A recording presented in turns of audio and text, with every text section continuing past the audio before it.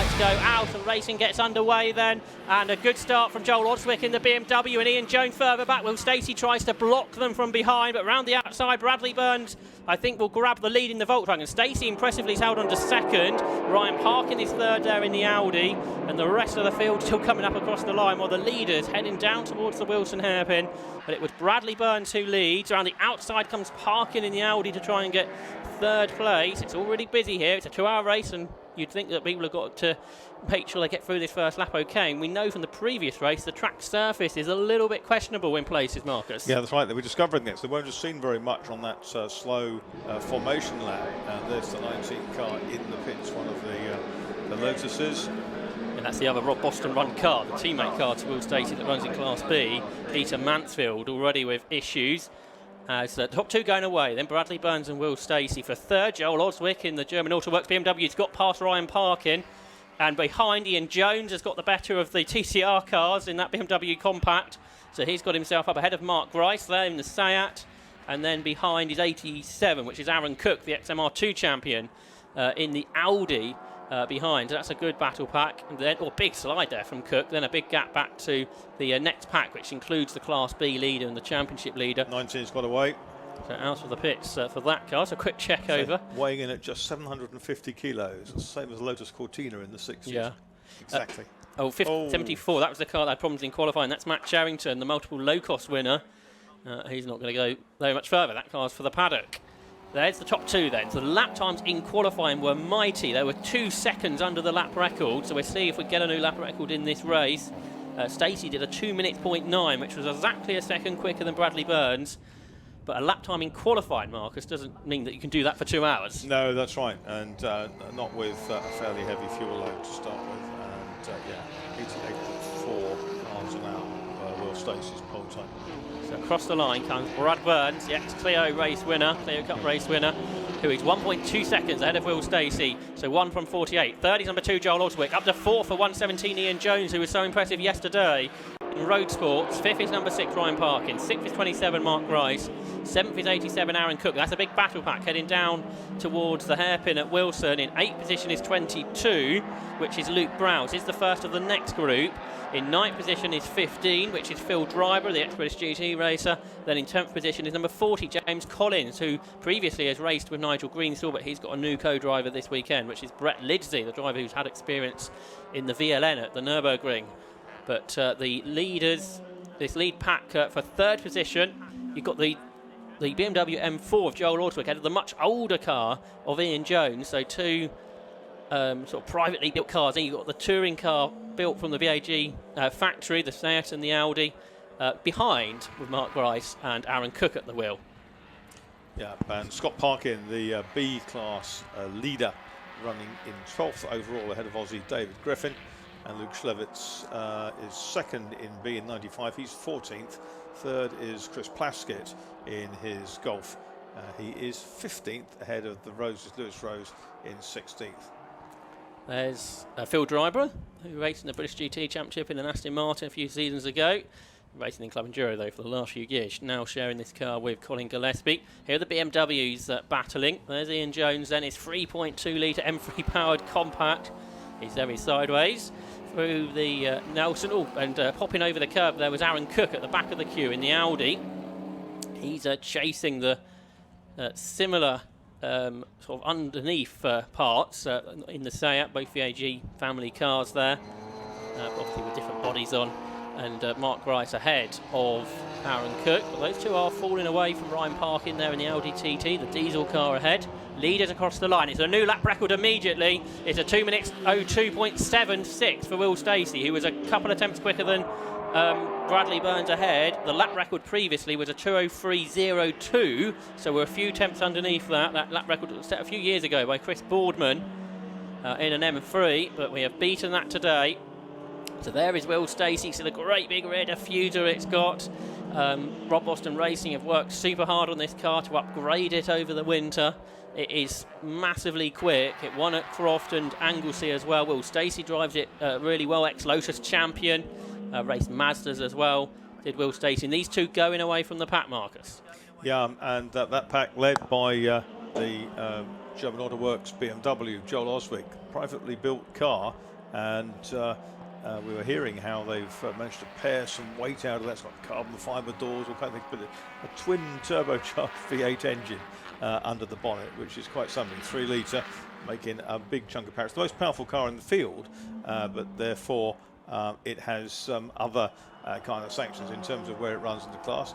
A little bit of smoke coming out from the back of the Lotus, but I think that was the edge of the diffuser just touching the ground, as it's a little bit of roll in the corner. They'd be hoping so, because we've seen smoke of other sorts out of that car in the past.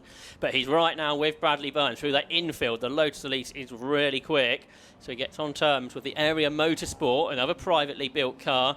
The Volkswagen Golf, well, I think it's got the rear wing is from the TCR machine. But I think otherwise, Rob Baker was telling me earlier in the year, it's pretty much all what Area Motorsport have developed themselves. A similar situation really with the Lotus Elise. That's all prepared by Rob Boston Racing. Rob driven the car a bit. Will Stacey owns it, and he's right now on terms with Bradley Burns. So the Golf's got more power. It's heavier though, so getting past it could be a challenge here from Will Stacey.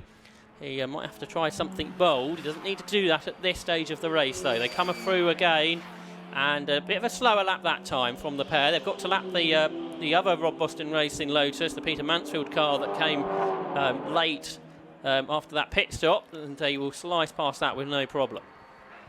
They are about 3 to 4 seconds now ahead of Joel Oswick, who is still there in third position I should say, ahead of Ian Jones, and then Ryan Parkin, and then a little gap back now to Mark Grice and Aaron Cook, who don't seem to be able to live with the pace of the front runners. But these two up front are certainly the fastest two.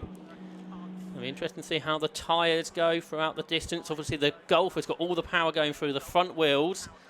So the front wheel's doing all the work, and immediately runs a little bit wide as Bradley Burns. So Will Stacey draws up alongside. They're side by side as they come out of Agostini. The Lotus is on the inside. Surely Brad Burns is going to have to give way. He does. So just a small mistake there by the looks of it, Marcus. A bit of understeer perhaps.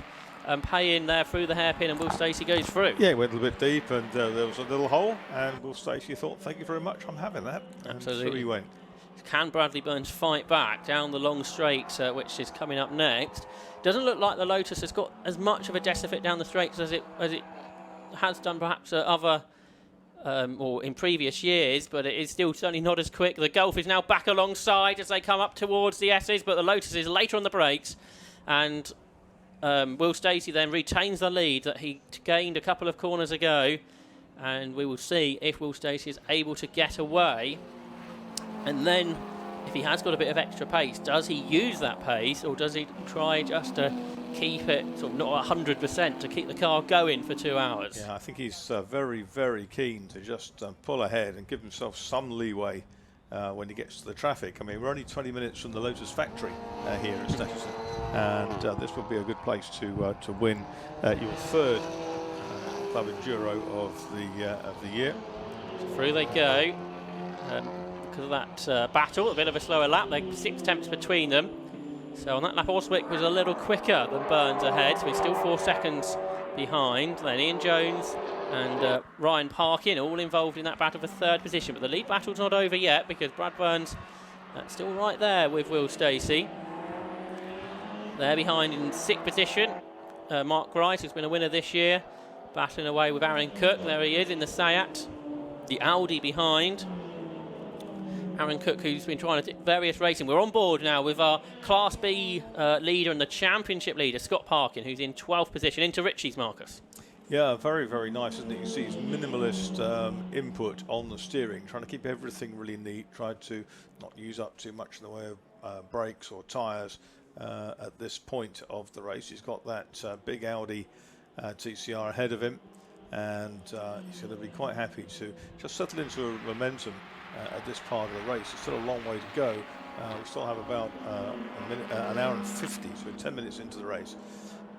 He's a couple of seconds ahead of the Luke Schlevitz Volkswagen Golf. Both those cars have a 30-second penalty, because Scott Parkin won at Spa last time out on the away day, and as the Schlevitz and Glover car wasn't there, I believe that car's also got a 30-second penalty for this race, because they won at Alton Park the previous round that they competed in. Both of them are quite a long way clear already of Chris Plaskett's Golf that's there in third position. It's a diesel Golf, this one. Scott Parkin's car, Darkside Developments, the preparers, and the Parkin twin brothers, Ryan Parkin in the Audi in fifth position, and Scott there in P12, but leading this class are the people behind that business, and it looks like Scott Parkin's going to allow David Griffin to go through. There he goes in the BMW, the more powerful Class A car. Now I noticed coming up behind them was the Mazda, so Alan Henderson is making progress in the MX-5. He's into the top 16 now. So that car is going much better than it went this morning in qualifying. So we keep with this shot. There's the little Mazda. I think it's based on a Mazda MX-5 Mark 1, but it's got a Mark 2 engine, an 1800, which is turbocharged. So a similar engine probably into the MEVs that we saw out in the earlier race. So it's just there behind the big Seat. This is the one that I think broke a drive shaft, and that's what they were busy changing prior to going out to qualify. Okay, so it's been through I think a few drive shafts over the last week or so. It's going well at the moment. Scott Parkin's got cars all around him, the Class B leader. Let's lap in the Mansfield Lotus. But yeah, that little Mazda, that's quite a development, isn't it, to get a car like that? It's probably going about 20 seconds quicker than the original car without the developments would make. And Alan Henderson is really quick. He's won these races before in other cars. So we'll keep an eye on how he gets on. Big battle here. This is just in the background there. That was for third in Class B between Chris Plaskett and Lewis Rhodes. We continue to watch this battle a bit further up, including Alan Henderson. He's chasing after the big Seat there of Phil Knibb. That's one of the cars from the old one-make Seat series that run in Europe. It's not a TCR spec car, but not far off one. So they turn into the hairpin.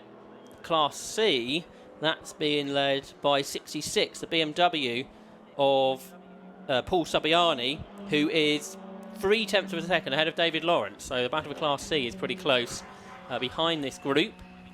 So like we've seen in the other races with these three classes, we find battles in all three of them, although Class A is a much deeper field. It's got a larger grid than the other two, I think, probably put together this season. But there, this battle for third in Class B continues, including Lewis Rose then in that Warning for Honda. 92.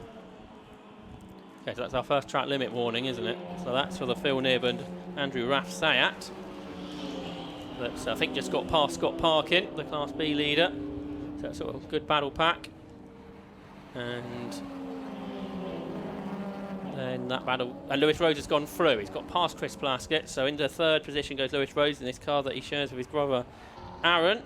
He's got a 2.4 litre K24 engine. There's Matthew Stockford, who's a Paralympian medal winner in the 1990s, and he's having his first season of car racing this year in a Team Dynamics run car. Team Dynamics sadly lost Steve Neal, who was behind the organisation last month. A great racer himself, Steve Neal, with minis back in the day, both the Jim Whitehouse and Keith Harden car and also the Britax Cooper Downs and Works cars. Steve, father of Matt Neal. And the Team Dynamics team running that car, Alan James, who's the team manager, will be sharing with Matthew Stockford. So lap traffic has begun. Will Stacey now leads by 3 seconds over Bradley Burns. Now, interestingly, where Joel Oswick lost that 3 seconds or so on the first lap to Bradley Burns, he's kept it now at a similar gap. So it's pretty similarly paced now, the front runners, as they get into a rhythm. See, Stacey and Oswick are solo driven. The other cars in the top 10 will share. Bright green BMW at the Stowmarket glass car. That's the Browse family, Browse family. That's Luke Browse driving. His dad, Paul, will take it over later on. They've just lapped Jamie Naylord. I think that's going to be a possibly with Ivan Mares a relay effort. We saw Jamie out in hot hatch earlier, so this will be his first endurance race. He's going to have to get used to cars getting past him on a fairly regular basis. Here's so Browse is involved in this battle with James Collins, new driver to racing this season. A car that he shared with Nigel Greenstall up till now. But Brad Lidsey jumps in this weekend, the driver from Kent, who's been a winner in Clio Cup in the past in the UK and then raced in the VLN more recently, the championship that runs exclusively on the Nürburgring Nordschleife. So an experienced driver to get in that car. Will Stacey goes across the line, 100th of a second slower than his best lap, a 2:02.77. So consistent times now, and he's pulling the gap out, 5 seconds over Bradley Burns. Change for 6th there into the hairpin. Aaron Cook has got the better of Mark Grice. And Mark Grice, who's had a good season, is very much in championship contention. He's the Class A championship leader, sharing that Seat with Will Beach. They've had a 1st, a 2nd and a 5th over the course of the year. But this car now running down in 7th place, seeming not to suit the Snetterton circuit perhaps, but these cars are generally very reliable, Marcus, and that's obviously going to come into its own during the duration. Yeah, it's a tough circuit on the cars here. There are lots of stops and starts, and harsh acceleration, and it'll expose any weakness in the preparation or the underpinnings of these machines. And it's great to see such a fantastic variety of cars on track. That Audi there looking absolutely splendid, chased by the 27 machine there, which is the Mark Rice and Will Beach car. Just ahead of them, Ryan Parkin trying to get back on terms with Ian Jones. Oh, and Grice had a little look to the inside of Cook there, but Aaron Cook was able to hang on. But the Class C leaders going up to the first corner, that might be something to pick up on, because they're absolutely together down at turn 1.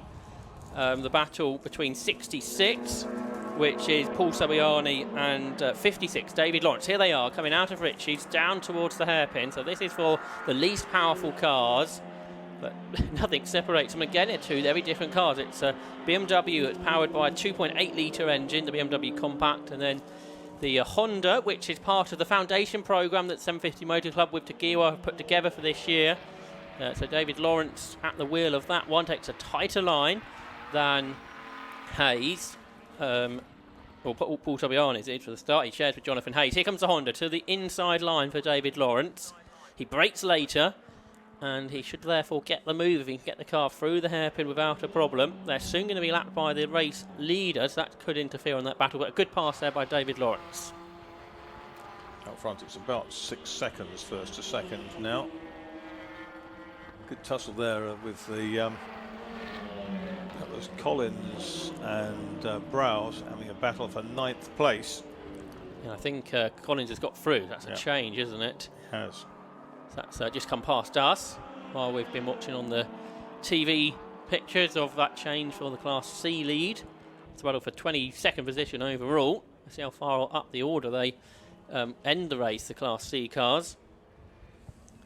Lawrence defending because Sabiani fighting back. They've got the overall leader about to lap them, so Will Stacey's got to get past this safely. They wouldn't have been lapped by anybody yet, so they may not be aware that this little Lotus that will be hard to see in the mirrors, Marcus, is squeezing up the inside. That's absolutely the point, because that car barely comes up to the waistline on some of the touring cars, and it is very difficult to spot, particularly with low sunlight in some parts of the circuit to contend with as well.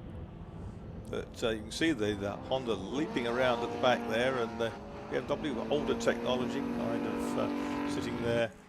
Looks pretty comfortable in the slipstream at the moment, but there to complete his 9th lap is Will Stacey, who is consistent despite the fact he's got cars to lap. And there goes Sabiani in the BMW back past the Honda into Riches.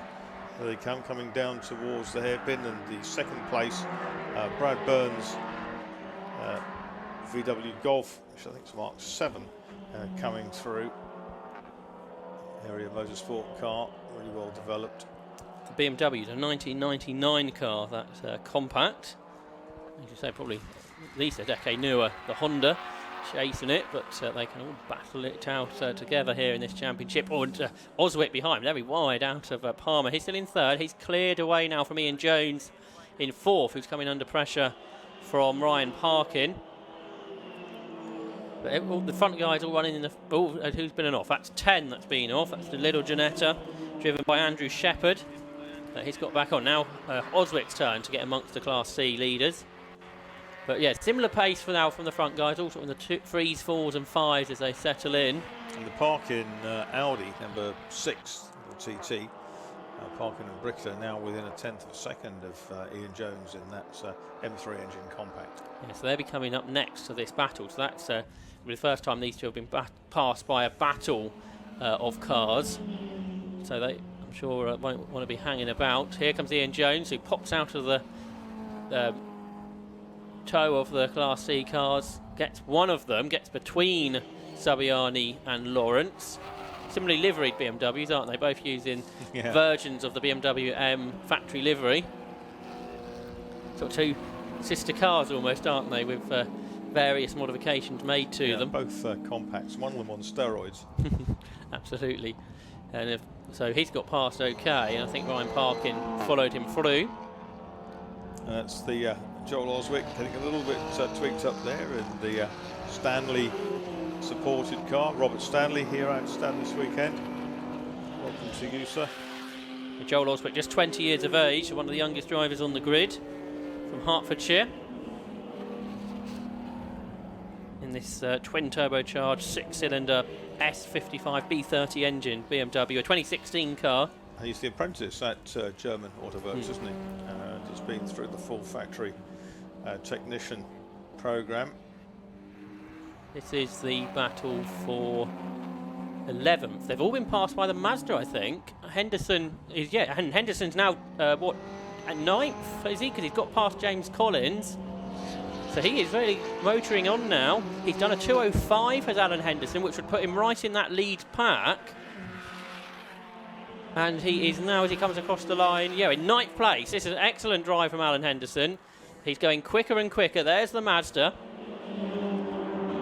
And I think we may have lost the Browse BMW, so that's why he's gained another position, because that hasn't come through at the end of the lap. But into 9th place then for Alan Henderson in this Mazda MX-5 that Daniel Irving and his AK group have put together. It's its first race outing. It's been at a few of the other meetings, but hasn't made the start of the race. But it's out there now. It's done, 10 laps, and he's worked from the back of the grid up into 9th position, and he's cleared James Collins, immediately pulling away from that BMW. So this is probably his first chance to get a true lap in without having to pass another car. Meanwhile, Bradley Burns there laps a car that he's probably well familiar with. Ex-Clio Cup race winner was Bradley Burns a few seasons ago. He's 22, so again another one of the younger drivers. The driver from Surrey. He's been a podium finisher in the TCR Championship in Germany in the past. But he's had a few years out and now has joined up with Area Motorsport to drive this in-house developed Volkswagen Golf. But he can't live with the pace of Will Stacey, who leads the way in the Lotus Elise now by 9 seconds. Meanwhile, down in the pit lane is the Browse BMW, that M3 that has got problems, and there is a huge amount of work going on at the moment. Is that some oil perhaps that they've brought out? Does it need a top-up at this stage? Certainly some sort of fluid it needs a top-up. If the lid will open. So they'll try and get that car back out in the race, I'm sure. They've had a consistent season, yet to be in the top 6 though. They've been scoring points. Here the Class C leaders, they're still battling for 21st position at the moment. Paul Saviani still ahead of David Lawrence. So there's that BMW that leads the C class at this stage. The Class B cars are a bit closer now. They're separated by 1.4 seconds, Scott Parkin and Luke Schlavitz. And they come up across the line now. And that's probably the closest they've been. We're right on board then with Scott Parkin. He's got that Janetta to lap as they come up towards Ritchie's corner. He goes to the left side of that, which he then swoops around the outside of without too much drama. And the gap now 1.3 seconds between he and Luke Schlavitz in that second Golf. So you've got the diesel-powered car ahead of the petrol car. The fastest lap between them was just done, actually, by Schlavitz, a 2:09.17 in that car that he shares with Kevin Glover. It's a 2-litre TSI-powered Mark 7 Volkswagen Golf GTI, which has been built by Jabba Sport, which is Luke Schlavitz's organisation. They're both drivers that have raced in the Golf One Make Series. There's Scott Parkin ahead, the driver from South Yorkshire, in his 4th season of racing. He won the MSVT series before joining the 750 Motor Club. That's a 2010 Volkswagen Golf, which runs the 2-litre TDI engine, which produces 270 brake horsepower. It's a car that originally ran in the Volkswagen Racing Cup, but Darkside Motorsport have tuned it, turned it into a diesel engined car, and they've done a really good job, Marcus. Yeah, they do turn out a great car, and there's no shortage of grunt in those, and they, fingers crossed, they prove reliable too. Yeah, that's right. It's had a super successful season. Scott Parkin's had 2 wins, a 2nd and a 5th within Class B, and that's what's given him this championship lead. And he's just got one of the slower Mazdas to lap. That's 333, which is the car started by Mike Cooper, in his first season of racing. The big Mazda has broken by the looks of things. Unfortunately, Henderson crawling round Coram. What a shame, because that car has been flying. Yeah, just did a 204 on the previous lap, so it's about the 5th or 6th quickest car. I wonder if that's another drive shaft that's gone. I was being told it's run pretty much on standard, on a standard drive shaft. I wonder if there's a bit too much power going through the car. They can get some more made in unobtainium. That works well. But great to see it here. It's the first time it's raced. I'm sure the team will look at it to see if it's something they can get going again, because it's all good data, isn't it, to learn about what it's like in a race condition. But yeah, that car's for the pit lane then. Real shame, but it's great to see it here, and it run for 11 more laps than it has done before. Will Stacey leads by 11 seconds now, so he's consistently a second a lap quicker than Bradley Burns, who's in 2nd place. In 3rd is Joel Oswick, 4th is Ian Jones, 5th is Ryan Parkin, 6th is Aaron Cook, and through again goes Will Stacey to complete 13 laps. Class B, that's being led by that man there on your screen, number 89, Scott Parkin. He leads by 1.2 seconds over Luke Schlavitz. A very similar pace, these two Volkswagens. There's the Mazda in the pits, and the AK Motorsport car then has come to a halt. Alan Henderson staying in the wheel at the moment. They've got the computer out. So that's not a drive shaft. And is it getting ready to go again? Or is it going in the garage? No, I think it's going to go again, Marcus. They've just gone into a limp mode of some description, so... Got a nice light system when it's on the pit speed limiter. It looks great in that colour that we're familiar with from the US racing with the Sports Car Club of America. So he's back on the road. He's dropped to where 20th. It's come out in 20th position. This will be a kind of extended test session, won't it, for the car? Yeah, if it now runs smoothly, they can still get a result out of it as well. But it looks absolutely fabulous. And this is what club racing's all about, isn't it? Developing cars, and this rule set, which is very open, allows for that. Yeah, not necessarily sort of spending huge money on buying a factory car, but actually testing your engineers' ingenuity to produce something which is competitive. Looks like it's certainly running quicker than it was before it came in the pits. So as you say, it may have gone into some sort of limp home mode. So it's getting past the Class C battle, which now has Paul Sabiani quite a bit further ahead of David Lawrence than he was earlier. Stacey goes through, and he's done a pretty quick lap again at 2:03. So that pace is not relenting. There's novice driver Jamie Naylard, who's in a relay with Ivor Mares. They're running in 28th position at this stage. Ivor Mares' BMW is just sitting in the pit lane, waiting. There's that Mazda, back up to speed, going well. Into the top 10, just behind, is the Seat that started from the very back. Phil Nibb and Andrew Raff's Seat Leon Euro Cup. It's done what, a 2:07 as their best. They've got now basically where their pace should be, just ahead of David Griffin, and a few seconds behind James Collins. Andrew Rath used to race a Lotus, didn't he? And Phil Nibbs, had bike sport. He's raced a Radical in bike sports before and a few other bits and pieces. And Matthew Stockford's still going along nicely in 12th with his TCR Audi. Yeah, they've had a pretty decent season with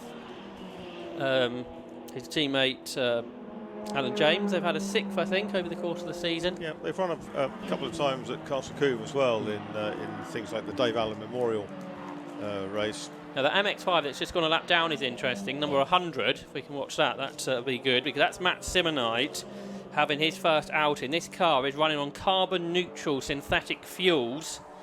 The fuel system in ECU is unmodified from the OEM manufacturer, so they've literally just dropped in this fuel which reduces the CO2 emissions without modifying the car, and is potentially a way forward, I think, in club racing. I think at Goodwood, at the Revival, there's a Porsche race this year which is going to be on synthetic fuel. You've had vintage Bentleys running on, it as well. There's various suppliers doing things slightly differently, but the vintage Bentleys run, and they makes no difference on the power, makes no difference on the engine wear, and you don't have to change anything. It's just getting hold of it, isn't it? Porsches as well are doing GT racing, and I know that ATL have been very busy making lots of fuel tanks to suit the slightly different composition of the fuel. Yes, it's great to have that here on the grid. A potentially important thing going forward. So Matt Simonite, the driver from Derbyshire, he's racing the MX-5 Championship in the past. This is a 2007 car. So related to the Simonites used to be kings and queens of off-road racing. No idea. Jack Simonite and his family. That's a question later on for Matt. But this is his first outing in Club Enduro. How's he getting on? He's in 27th. He's done a 2:23, I think, as his best lap. He made his a really fine effort to get out of the way there, which was a little bit unnecessary. But I think he tried to evaporate as the BMW and the Seat dive bombed him into Brundle. Yeah, these a nice car, the MX-5 Mark III. Type of car that I had a go in a month or so ago. Pretty friendly, I think, to the drive. They've got a decent amount of power, much more power than the Mark I Mazda. Is this heralding you on track next year? I doubt it. But maybe have another go at some point. Never say never. It's always good to have your first go, isn't it? I'm sure when you did many years ago, Marcus, once you've had that first go. 1981. And I wanted more. So that's Matt Simonite then, who I think has gone a lap down to class leader in that group. So we watch that car again. The P1 Fuels powering that car. Meanwhile, the race still being led by 10 seconds, so it's now sort of staying at that. Matt is pretty helpful to the other drivers getting past, isn't he? So I think he hasn't done it. Then saying that David Lawrence is slowing. The driver who leads the Class C Championship then is slowing. He was second in the class in this race, but David Lawrence, who's had a couple of wins this season, is in drama. And is he going to be able to carry on? So if we can have a look in the background, there he is. The pit window, by the way, is now open. We're half an hour into the race. I don't think we've had any early... Oh, Joel Oswick, is he in? Joel Oswick has come in immediately then. So he is our first pit visitor. I presume that is just on strategy, because you're not allowed to pit in the safety car anymore, in the safety car periods. And yeah, they're refueling the car. So they must think they can do sort of an hour and 25 on fuel to get it home. But yeah, new rule for this season, if you haven't seen Club Enduro this year, is that they cannot, Jamie Naylard stopped as well, they cannot pit during a safety car period. So that has opened the strategy up a little bit, because we saw a lot of people pitting always under the safety car. But this has made it much more interesting, I think. Now, is David Lawrence going to get the car back to the pit lane? He's desperately trying to do so. To score points, he needs to do 50% of the race distance. So that would be what is the aim at this point. That's certainly limping at very much a reduced speed. Marcus, meanwhile, the pit stop ongoing. Joel Oswick, I think, out of the car while it was refueled. He's taking on some of his own fluids as well, getting back into the car now. And there is a twin turbocharged straight six under the bonnet. and Stanley back in, we were talking about earlier. Yep. I guess when you're not the quickest car, you have to sort of take a punt, don't you? If you think you've got enough fuel to get to the end, see what happens by making that early pit stop. So a 3-minute pit stop, that'll put you a lap down. There's Lawrence, still slowly making his way back to the pits. The championship leader is in as well. 89 Scott Parkin has come in at a pretty early opportunity. So he's got that 30-second pit stop penalty. That promotes Luke Slavitz to the class lead. Now, last lap, Bradley Burns did a 2.8 in the Gulf. However, that was particularly bad traffic. Parkin's done an 8. Jones has done a 10. So the lap times on that lap were significantly slower than we've been seeing, although Aaron Cook is better on a 6, so that's interesting. Burns, Parkin, Jones, all doing much slower lap times on that last lap. It could all be traffic, but 5-6 seconds is quite a big chunk. Yep. I think David Lawrence is going to make it back, because he's at the final corner now.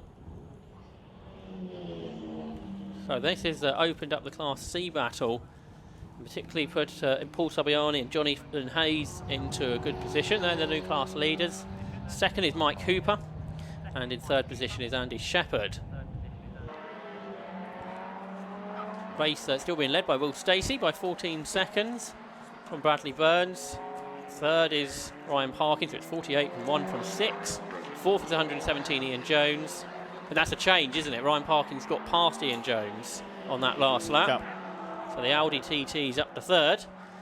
Fifth is 87 Aaron Cook. Sixth is 27 Mark Grice. Seventh is 15 Phil Dryborough. Eighth is 40 James Collins. Ninth is 92 Phil Knibb. And 10th is 134 David Griffin. There's David Lawrence, and he's made it back into the pit lane. Rob Baker, the area motorsport boss, on hand. He'll be getting into the front-running car, number 1 championship defending car later. Joel Oswick returns to the circuit after his pit stop.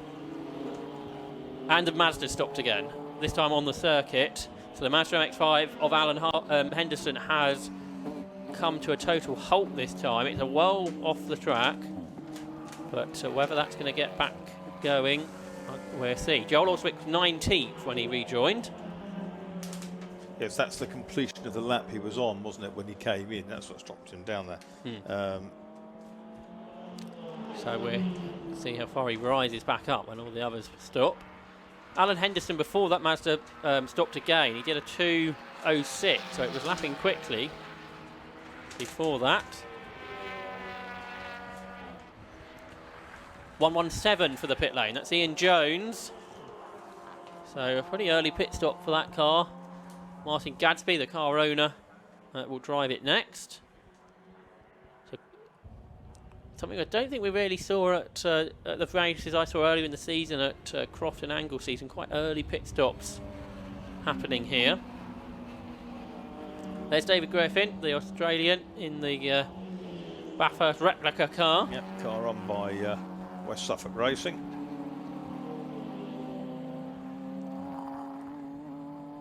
It's going well. He's in 10th place. One of the solo drivers. We've got David Griffin do a few races in this championship over the last few years.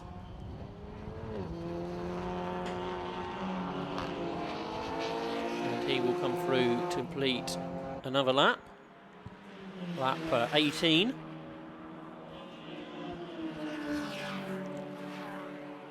Two minutes 8.5, his latest tour of the circuit. There's Matthew Stockford. He's in, we're 10th place now because of the Ian Jones pit stop. Then the Class B leader just behind, Luke Slavitz, in his Golf. And then the next car through is Joel Oswick, who is just ahead of the race leader, Will Stacey. So Joel Oswick is trying here not to go 2 laps down, I think, which could be massively important if we did get an interruption to the race. So I would imagine Joel Oswick will try and fight this. He's on a heavy tank. The car is sliding around on the brakes there into the hairpin. So an interesting moment there. Chris Plaskett desperate there to get out of the way of his teammate car. As Bradley Burns laps him, he darted to the inside of the circuit to let him through. So it's 13 seconds, Burns is behind the leader, and then another 10 back to Ryan Parkin. Down in the pit lane is Chris Stevens. Let's see who he's found. Yeah, I'm down in the pit lane with Jay Delgado from the German Autoworks team. Jay, your boys in third place before the stop. How did it all go? Oh yeah, I mean the start went really well. We held position. We thought we might get eaten up a little bit from the front-wheel drive cars behind, but Joel's doing a fantastic job out there. I think this championship is absolutely fantastic. The competition at the front is so close, and we try so hard to stay up. So to be up there, to be battling, what more can you want? Quick shout out actually to the sponsors, Stanley, who's here with us, and the guys from America who are actually probably watching this from America right now. Hello. Thank you for all your help. Without sponsorship, we couldn't be here, so thank you very much. Obviously, it's been a big project for this season, a new car. How has it developed since the start of the season? It's a completely different car. We started off with a big, heavy pig of a car, to be honest, and now we've got this semi-lightweight, nimble car. Yeah, we've lost over 100 kilos from what we had at the start of the season. We've also lost power, but that's brought the reliability in that we really need. So, yeah. We're all on a big development streak across this. It's a bit like F1 really, but on a budget. All these teams are trying so hard to get up the grid, so it's fantastic. We love it. How long until that first overall win then, do you reckon? Say that again? How long until that first overall win? Oh, please. You're teasing me. We got a third, we got a second. Who knows, maybe today. Anything can happen, and that's the thing. You just got to be in it to win it. So we're out there. Let's see what happens. Top man, thanks for chatting to us. Good luck for the rest of the race. Guys, let's go back upstairs. Thanks, Chris. Great to hear from Jay Delgado there. Bicycle House is the American sponsor, Stanley Handling, the British one. So that car going very nicely with his apprentice, Joel Oswick, driving it. Now this kind of central phase of the race. Some of the lead cars obviously haven't come in yet to serve their pit stops, and they won't come in perhaps for another 20 minutes or so, something like that. And it's all shaping up very interestingly, Josh. Yeah, Ian Jones pitted, hand over to Martin Gadsby, and they come out ahead of Joel Oswick, so that is a change in the stops. Assuming that was a regulation stop that the Jones and Gadsby pairing have had there, so they've come out in 17th position and as our leading pit stopper. Watching David Griffin on the screen. Love the camber on the negative camber on that front suspension on the BMW, typical of that era of touring car. Because that was right in that era of car, was right when Super Touring was at its pomp, wasn't it? And that model of car would have been raced by the likes of Joe Winklehawk, who won the championship, and Tim Harvey. That's a replica of one of the Aussie cars, isn't it? Yeah, because David is Australian. That's right, yeah. So at that time, I think in Australia you had sort of two competition series. You had the V8 supercars and then the Super Touring Car Championship. So there was actually two versions of the Bathurst 1000 one year, I think. I think that was the car that ran with the Morris Suramet team, wasn't it? Right. The original. This is a tribute. Yeah. So up across the line comes Oswick. Stacey's just gone through and has just lapped his teammate again. So he has lapped Oswick, because when we saw Oswick come out, he was ahead of Stacey. Now Stacey's moved ahead. And just wondering where Martin Gadsby came. Oswick's transponder stopped working, I think. That's what's confusing me, because he has not been registered since 17 laps. Okay, but he was behind the blue Lotus, the leading blue Lotus on the track. So yes. We know he is a lap down on that. So he's been dropped to 24th on the screen. So that's something the timekeepers are going to have to work out, because for some reason since the pit stop, Joel Oswick's car has stopped being timed. So therefore the transponder, I think, has stopped working. There's our Lithuanian racer, which is Vitatas Piperas. Yeah, he lives in Ipswich, so he's actually quite a local driver. I just recognise the Lithuanian flag. Absolutely. And this car is one of the foundation cars that 750 Club put together. So basically, you've got the car, you got as a new driver, you got your race gear, and full season of entry fees, all in one package, and that's what Vitas Papirius has done. He's a transport manager. Presumably for Jaggalo haulage that's on the side of the car. Yeah, you'd think so, wouldn't you? Pick up quite what it says there. So good to have him out there. He's had a couple of thirds this year within Class C, so that's good to see. So that car's in the pits. There's Bradley Burns, who's now 12 seconds behind Will Stacey. Now there's Gadsby, so he's still going. He is in 17th. And there's Ryan Parkin, he's third in the Audi TT. He's 12 seconds behind Burns, so a similar gap from Stacey to Burns back to Parkin. Up across the line comes Matthew Stockford, he's 10th. And there's the leader behind him, so Will Stacey's about to lap the 10th place car for the first time. He's going to throw 5 on that lap, quite a bit of traffic to deal with, I think. But Will Stacey driving really well, as he has done all season. He's done some racing, I think, in a few other categories, but concentrating on this championship.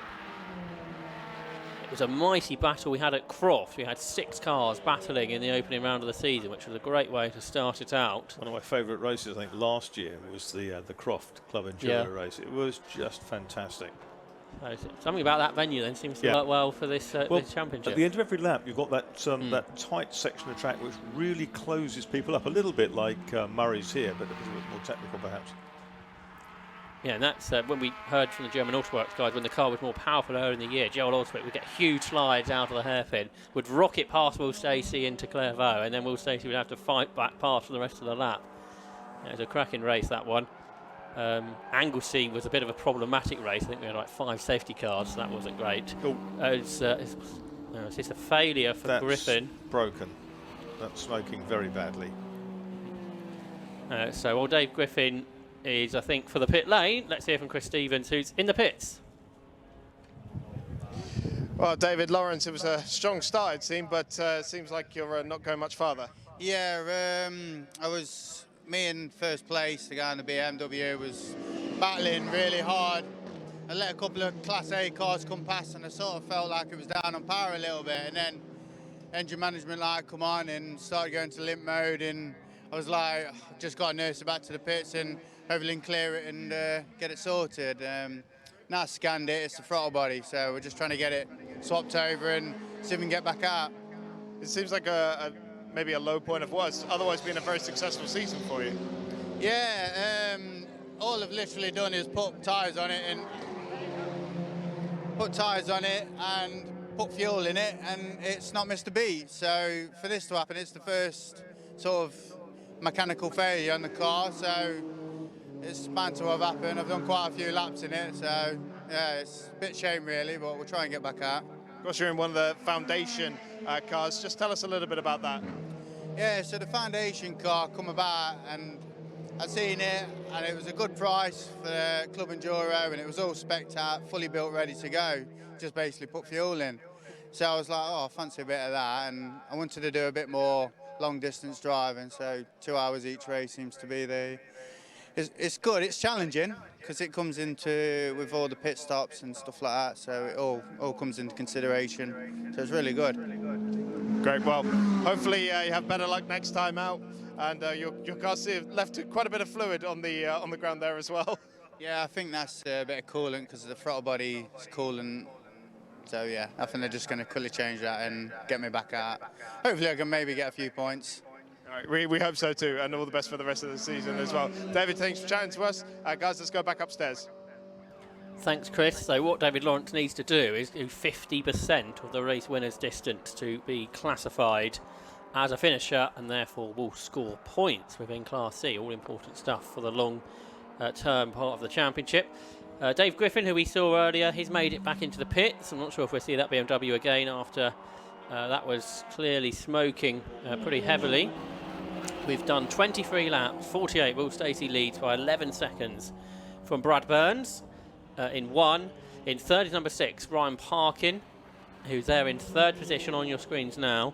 In fourth is 87, Aaron Cook.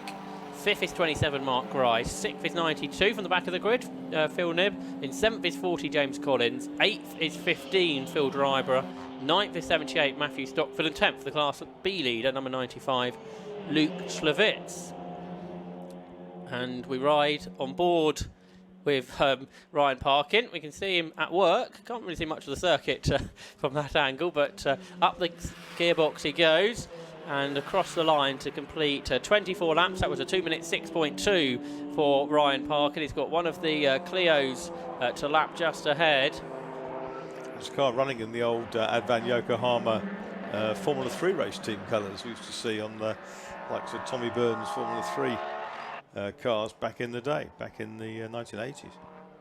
Yeah, that's a livery. I think it's been on a few sports cars. Certainly it's been on some cars in Japan. It's been Yeah. on things like Mooncraft Specials in the Grand Champions Series. And so this is Ryan Parkin, who is 33. He's from Barnsley in South Yorkshire. Like his twin brother, he's been racing for 4 years. I think last year he competed in the Spa 25 Hours, the Fun Cup race at that circuit. This is a 2017 Audi TT. It's front-wheel drive. It's got a 2-litre TDI diesel engine. Like the sister car that his brother's driving, this car was originally racing the Volkswagen Racing Cup and has been converted to have the diesel engine. And goes well. Both the Parkin brothers drive really well in their various cars. And good to have this Audi TT, another different type of car on the grid, Marcus. Yeah, I always about like Paul with his getting excited about XR2s. I had an Audi TT at one point, then my wife drove it most of the time, and it was just super. Really liked it. Then the kids got a bit too big. Yeah. Didn't like sitting in the back. There's not much room, I shouldn't think. There's no room. So there is Parkin then.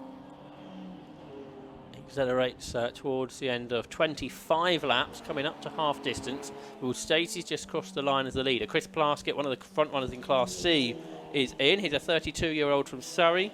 This is a 2-litre Volkswagen Golf GTI petrol car, prepared by Area Motorsport.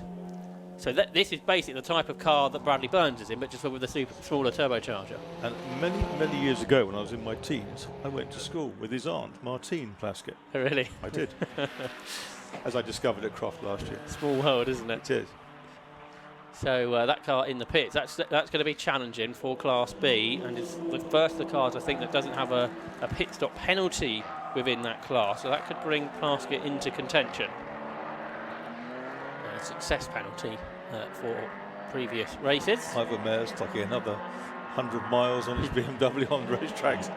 Yeah, he's 26, he's just done a personal best lap last time out at 2 minutes 26.7. Great character, Ivor Mayor's. Good falling forward to the back in his relative youth. Board with Parkin then in this Audi, goes down a gear into second, turns left, I think he's at Agostini, he is. So through the hairpin, then up a gear into third, then fourth before Hamilton, the left-hander. This is a quick corner. As Marcus was describing with his brother earlier, it's very small inputs into the steering wheel, isn't it? Keeping it smooth. Yep, you don't want to impose any greater loads on the tyres than you absolutely have to, particularly at this stage of a race with a little more than half of its duration still to go. We've got an hour and 6 minutes remaining on the clock. Third gear through Williams. Now we're on the back straight. He's up to fifth. We get into sixth gear. We are into top gear then before we get down into the S's, into Brundle and Nelson. Under the bridge. Down a gear into fifth. Down 2 gears into fourth through the left-hander. And then I think you're down another gear, I should think, into third for the right-hander. Yeah, he was down into third for Williams. And accelerates up a gear into fourth through the right-hander at Bomhole. So you get another gear, up into fifth before into Coram. Now this is this really long right-hander that gets slower as the corner goes on. So you sort of just come out the throttle, then brake. If you think go down 2 gears, then into Murray's, and then go back up the gearbox to the line to complete another lap for Ryan Parkin.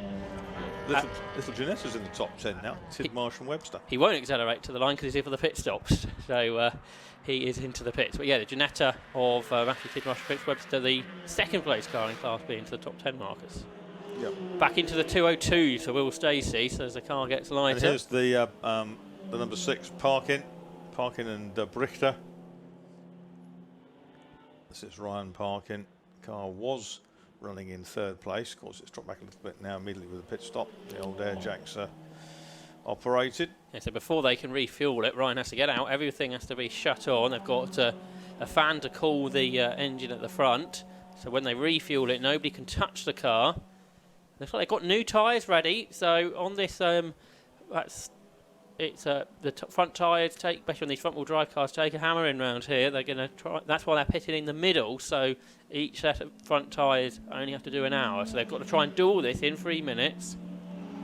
So fuel going into that car that was running in 3rd. So that promotes Aaron Cook to 3rd and Mark Grice to 4th. Yeah, Stacey hasn't stopped yet. Brad Burns hasn't stopped yet. Cook and Grice yet to stop. But so the top 4 yet to stop. Nor has the Nib and Rath car 92. Collins and Lidsey in 40. Not really sure what's going on with the Joel Oswick car because don't think it was a particularly longer pit stop. I think they had a transponder issue, but it started working again because he's done more laps. But I'm not sure if he's in the position he should be, shown in 23rd. So that's going to be a headache, I think, for Terry Stevens on the opposite side of the track for us. So I suspect the team will be chatting to the officials about that to see if they could get some laps reinstated. David Lawrence is back out again, so that is, I think, well within time if the car runs now. So it's new throttle body he was telling us, wasn't it, to put on. That's a pretty good job there by the team. Very much so. So he's rejoined in, what, 28th position. Oh, it's about a 20-minute pit stop, so done that in about 20 minutes, which is a good effort at this level. I bet you couldn't get your local dealer to do that. Well, how much would they charge? Ooh. So great job there. I think the area motorsport crew were the team at work there. They've run quite a lot of cars in this championship. So he is continuing. Will Stacey leads now by 14 seconds. So it's a small enough gap that the pit stops could change this, couldn't it? Because neither of the front 2 cars have a pit stop penalty. But doing this pit stop in 3 minutes, particularly if they're going to change tyres as well, is quite a mission. It's not necessarily guaranteed that that can be done in that time frame. Tyres currently being changed on the dark side car down there in the pit lane. So Ryan Parkin out of the car. Perhaps we'll hear from him, and he'll be handed over to Dylan Brichter. Are they changing all 4 or just the front? Definitely the front. So it's a front-wheel drive car, so I'd imagine that would be all. It does have a 30-second success penalty for the win at Spa last time out. So it would be a slightly longer pit stop, which makes it more possible to do the tyre change. And Chris Stevens is down there, I think, in the pits. I've come down to Capture Motorsport to have a chat with Phil Driver, who's just got out of the number 15 Saya. How's it going out there?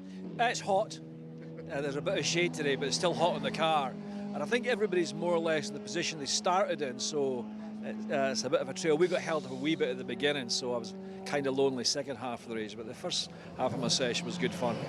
We were just marvelling about the fact that we haven't had a safety car yet as well. And that's quite amazing after the last 2 rounds, no safety cars, which would have suited us a bit today to close the gap when we got held up at the beginning. But we've come in a bit earlier than probably everybody else. Colin's probably got 2 or 3 tenths on me, so we've stuck him in the car to do a longer second stint and see where that takes us.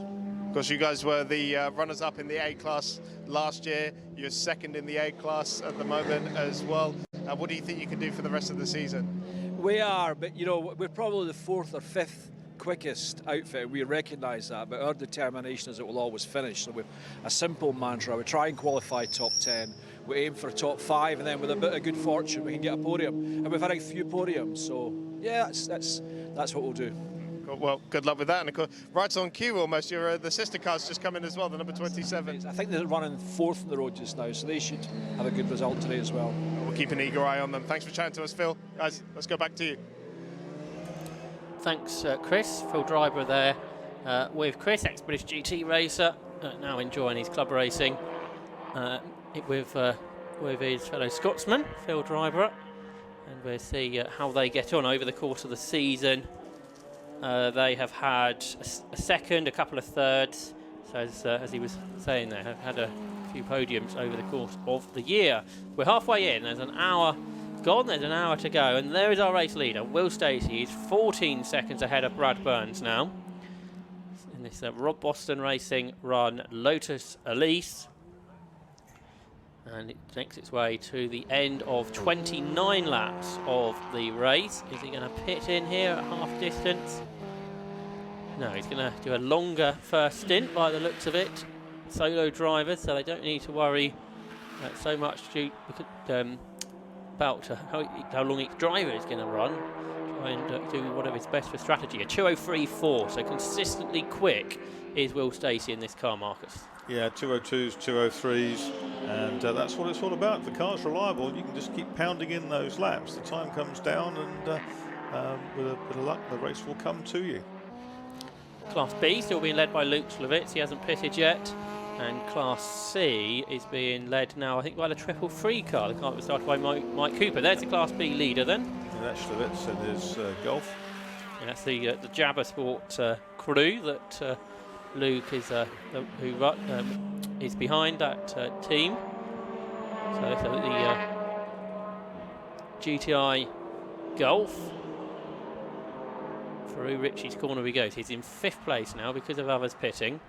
He's at a 2:09.6 on that last lap, a race best of a 2:08.3, which is only a couple of seconds off of the lap record held by Brian Chandler here from a few seasons ago.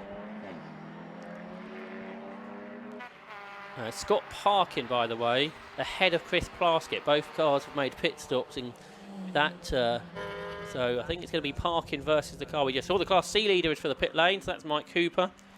He will hand over to Thomas Stedman, the driver from Warwick, in that 2009 Mazda MX-5 Mark III.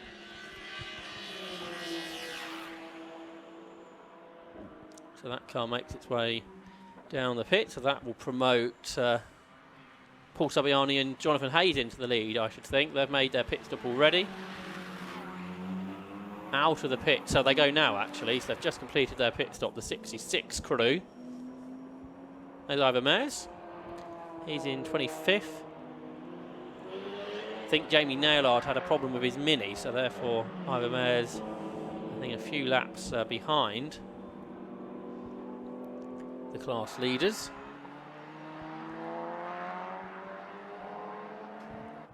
Stacey again in the freeze, a 2:03.45.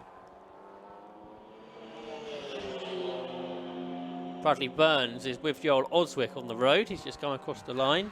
So a couple of the quick cars together. 16.8 seconds, the lead gap between the top two. It's just inching out, isn't it, all the while, every lap, a few tenths here.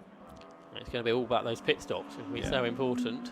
We've got our first track limit penalty. Car number 20 gets a 5-second penalty, and that's for Lithuanian Vitas Papirius.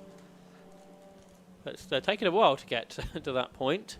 There's fuel going into the Mazda. Great club racing car. Easily, there's hundreds of Mazda MX-5s that race in the UK. I remember being in the States and they were racing them for the first time, and they were, of course, they're called Mazda Miatas over there, M-I-A-T-A, Miata. You don't really say the T in there. There's a massively popular Mazda MX-5 championship in America that always we'll come back to that because there's a big problem for one of our front runners, Dylan Brichter, in the Audi TT that he shares with Brian Parkin. He's coming to a halt coming out of Agostini. The dash has gone, so I wonder if the engine has cut out. Well, it's come back on now, the dash, as he refires the car up. The dashboard quickly went 6th, 5th, 4th, 3rd, 2nd, 1st gear, so I'm not sure if that's just the reset process, which Dylan Brichter is trying to go through at the moment. So it's back into 1st gear. Oh, now it's gone off again, so he's turned it back off. So I think he's trying to reset the car. And it's back on again, and it's back off. Great to have this onboard coverage of this car. And it's back on again, so the dashboard has come back to life. So he's cycling the electronics of the car, I think. We've got pit-to-car radio in this championship, so I imagine the Dark Side crew will be talking him through what to do. So it's quite a lot of vibe. I think he's got going, has he? Not hard to tell from the onboard. He's sitting safely behind the barrier, isn't he? He's parked it somewhere. Last shot, it almost looked like he was on the track, but I'm not sure. Perhaps if we can get the outside shot again, we'll get an idea where the car is. Well, I think it's moving. It's vibrating badly, but it is moving. So he's turning his way, I think, through. Yep, you can see one or two things happening in the mirrors. Yep, here he goes. Yeah, it's on the grass now, isn't it? So he has got it off the road. It's moving, though, extremely slowly. So he has got it into a safe position now, but can he get it back to the pits? So that's a contender, another contender gone, isn't it, from a good result. It was running inside the top 10 after its pit stop. But for Dylan Brichter, a problem there of pretty significant proportions. They were the winners in Class A last time out at Spa-Francorchamps, where the marshal now trying to let Dylan know where to go, because he's on the wrong side of the circuit, really, because in the middle of the infield, and they won't want him to get stuck there, will they? They won't want to let Dylan be stuck on the inside of a corner for a long time. If he gets to Magostini, he can get back into the paddock on the right turn, so I'm sure that's what the marshal would be telling him. The Cup car, the Clio Cup car's in the pits. Chris Byalon, who shares with Simon Mason. Yeah, 177, isn't it, that car? Chris Byalon, who he raced an M3 in this championship for a little bit. Piranha Racing. It's been a few years now since we've had Clio Cup cars having their own one-make series in the country. That's a long-time part of the TOCA package. And I think this is the Generation 4 car. And Simon Mason is about to get into the race.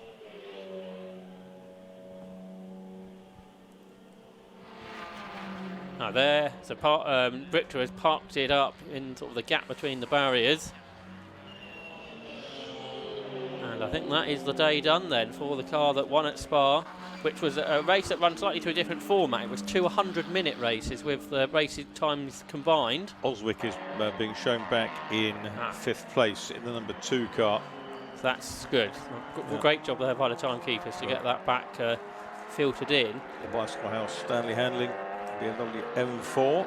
Behind Mark Grice and Will Beach, who have also made their pit stop. Yeah, by about 12 seconds. So, and ahead of the Sylvester and Cook car. So potentially a good pit stop there from Lead the Grice car and in Beach the team. pits. Oh yes, so this is all getting quite significant now. Brad Burns has carried on. For one churn of fuel has gone into the Lotus. Does it need a second? Don't think so. There's Will Stacey with the white helmet having a chat to the crew. Oh, and now engine cover comes off. Now we have seen this before. They top up the fluids on the car. What does he have in the way of penalties? Does not. Doesn't, no does penalties. He didn't do Spa. He retired at Oulton Park, Will Stacey. Won the first 2 rounds. No penalty either for Baker and Burns. Yeah, at Oulton Park, they topped the car up with fluid. The engine light was on red for the whole second half of the race, but it lasted.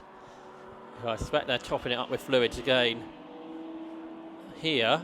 But can they do that in that 3-minute pit stop time? There is our new race leader then. So that is Bradley Burns in his first race, I think, in the UK for Club Enduro. He raced at Spa. Although I don't think they did. I think they broke in qualifying, actually. So it might be Bradley Burns' first race in Club Enduro. He's a 22-year-old from Surrey. He won races in the 2018 Clio Cup here in the UK. He finished 5th in the championship. I think Paul Rivette won the championship that year, which not a huge surprise, as Paul raced in it pretty much every season it was running. Bradley Burns right in the championship contention that season, and it's great to have him here in this championship. And did he come through, or has he come into the pit lane at the end? Oh no, he's gone through, hasn't he? 33 laps now, yeah, so Burns leads. 2 minutes 5.9. Oh, it had a huge slide. He had a huge slide going through Ritchie's there, so I wonder if the tyres are starting to go off now on that car. He saved a slide though, and continues. Alan James has taken over from Matthew Stockford, heads out in the Audi RS3. Bradley Burns did a couple of historic races Did he? a few years ago. I think he went to Portimao. I think he did a bit of racing in Europe, so that makes sense. Yeah, that's right. Still only 22 years of age, so one of the younger drivers on the grid. Joel Oswick a little bit younger though. Now, is Will Stacey going to get out ahead of Will Beach? And he's on his way, so I think he is. He's going to be our leading pit stopper, and he's going to rejoin in second. Away he goes. And there you can see on your screen, out of the pits comes Will Stacey.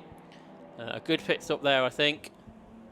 And therefore he's a long way clear, as he should be really, of Will Beach, who is third. Fourth is Joel Oswick, just 10 seconds behind Beach and chasing. In fifth is 87, Dan Sylvester, out in another car, his third car of the day. In sixth position is 15, which is Phil Dryborough. In seventh position, 117, Martin Gadsby. In eighth position is 92, which is Andrew Raff. In ninth position is 40, which is Brett Lidsey, who's taken over from James Collins. And then in 10th position is 95, which is Luke Slavitz, who's handed over to Kevin Glover. And I think Kevin Glover may well have come out the pits in the lead. That's just happened, so we'll see as they come through on the next lap. But there is Will Stacey, our leading pit stopper, in second position at the moment, waiting for the area Golf to pit, and then that's all going to work its way out. Stacey is 50 seconds ahead of Will Beach, who is being caught by Joel Oswick. So a battle for third position on the cards, I think. Because that is 7 seconds. On the last lap, Oswick was 3 seconds quicker than the Seat ahead of him. Right, Class B leaders have gone through. They've both pitted. Kevin Glover is 5 seconds ahead of Scott Parkin. So that is a change in the pit stop period. Scott Parkin was ahead in the early stages. It's now Kevin Glover who's taken over from Luke Slavitz. That's 95 being chased by 89. So 95 versus 89 in Class B. We're hearing the Rose Civic, which was also in contention in Class B, has retired with a problem. So that is the Lewis and Aaron Rose car. You can see on your screen now the SchumacherRacingCars.com packed car. Unfortunately out of the race. I think it's steaming a little bit, isn't it? The bonnet open on that car, and that looks to be out of contention, which is a shame. Now, is the Golf into the pits, I wondered. There's David Lawrence, who's still going. Who's leading Class C? It's 66 in 18th position. It's Johnny Hayes, who's taken over from Paul Sabiani. He leads Class C. Second in that class is Triple Free, which is the Mike Cooper and Thomas Stedman Mazda. And then the car on your screen now is third in Class C, which is 10, which is Rob Fenwick, who shares with Andy Shepherd. So 40, there's a leader, so it's still out there, hasn't pitted yet, I don't think. Brad Burns still going. So we sort of saw this when Cole Swift drove with Rob Baker, didn't we? They do a long stint at the start, and then Rob Baker would take over for the end. Will Stacey's made his pit stop, and the Rob Boston Racing team, I think, are downstairs with Chris Stevens. Down at Rob Boston Racing with engineer Mike. I mean, your boy's been doing a pretty good job so far. He's managing it so far, yeah. Doing well. Hopefully he can keep it up. Yeah, then we're yet to see the number one in, but looks good out there for now. For now, we had some problems in quali. We had to do a head gasket, unfortunately, again. But seems to be holding up strong for the minute. I don't know where he's come out now after the pit stop. But yeah, going for the win, hopefully. And you're pretty busy this weekend. You're on double duty, or maybe even triple duty, because you're running a second car and you might even be driving it. Possibly. Peter's going to try and go the full 2 hours himself. He's never done it before, but I'm here. I did quali with him, and if he can't make it, I'll jump in and maybe do the last 20 minutes if needed. So with Will's car, any worries for those last few laps? It's all strong. Bring it home, that's all it is. Good man. Well, good luck to you. No problem. Cool. Guys, let's go back upstairs. Thanks, Chris. There's the leader, or the leading pit stopper, Will Stacey. We just heard there from Mike Stanford, I think, who's potentially going to drive with Peter Mansfield in the 19 car. First lap on a full tank for Will Stacey at 2:04.71. There is a 3-lap penalty for 177, the Chris Byalon and Simon Mason Clio. And a 3-lap penalty is for making a pit stop of less than 3 minutes. So that's a big error from that team, because they've probably only gained a few seconds, but they've been given a 3-lap penalty, which is going to put them out of any significant result. You're always better to err on the side of caution, aren't you, in these with these really draconian penalties, which are designed to deter. and clearly do. You know, I don't think I've ever seen one of those in these races, somebody making that mistake. We saw the pit stop, didn't we? And obviously they went a bit early. So there is Stacey. He continues to lead in 48, or second place, but lead of the pit stoppers. He's still 50 seconds ahead of Will Beach, who is still 7 ahead of Joel Oswick. So Joel Oswick hasn't got any closer to Will Beach since we last looked at that gap. Class B leaders, the gap is 4.7 seconds between Kevin Glover and Scott Parkin. Parkin was half a second quicker on that last lap. Yeah, Oswick gained half a second, that was all. But there's been a warning flag out for Scott Parkin in 89. And now for 40, which is Brett Lidsey having his Club Enduro debut in James Collins' BMW. The Class B leaders across the line. The gap now comes down by another 0.3 of a second, so that's now 4.5 seconds, I think, between Kevin Glover and Scott Parkin, who's got that driving standards warning flag overhanging his race. So that is going to be quite a chase, isn't it, in Class B? Under 45 minutes to go. And there's Alan James, who's aboard the Audi RS3 now. Matthew Stockford started. Alan James, a 42-year-old team manager from Wales. Massively experienced driver, racing the Creventic International Series for 12 and 24-hour races. So this 2-hour race is a real sprint in comparison. And the Team Dynamics Racing prepared Audi RS3. There's Martin Gadsby, who's taken over from Ian Jones. They are 7th, so they're going well in that 3.2 litre BMW compact. Gadsby is 8 seconds ahead of Brett Lidsey, and Lidsey is chasing. So if you look in the background, not the next car, but the one after that is Brett Lidsey. So he is chasing after this man, Martin Gadsby. Lidsey, the 32-year-old from Kent, who's been racing BMWs at the Nürburgring on the Nordschleife, in the NLS, the BLN International Endurance Series. Before that, he raced Clios in Europe and the UK, and he is chasing this man, Martin Gadsby, as they come down towards Agostini. There goes Oswick across the line. He's got another 4 tenths to Beach, so that seems to be sort of around that is the difference. 6.4 now. I think that gap is going to come down to nothing before the end, because there is a long way to go yet. 42 minutes. There is Brett Lidsey then in that car that he shares with James Collins. So Brett Lidsey, pretty experienced driver. Snetterton probably feels quite a wide open circuit compared to the Nürburgring Nordschleife that he's been racing on over the last few seasons. Not sure if that's a track you've driven, Marcus, at all. Nürburgring. Only a road car. Yeah. Into the pits is the leader, so this is the important moment then. So Brad Burns is in to hand over to team boss Rob Baker. Second churn of fuel going in. So Stacey's done 35 laps, he's on lap 36.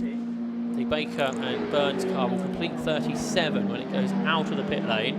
So there goes Stacey onto the same lap. The gap was 3 minutes and 14 seconds.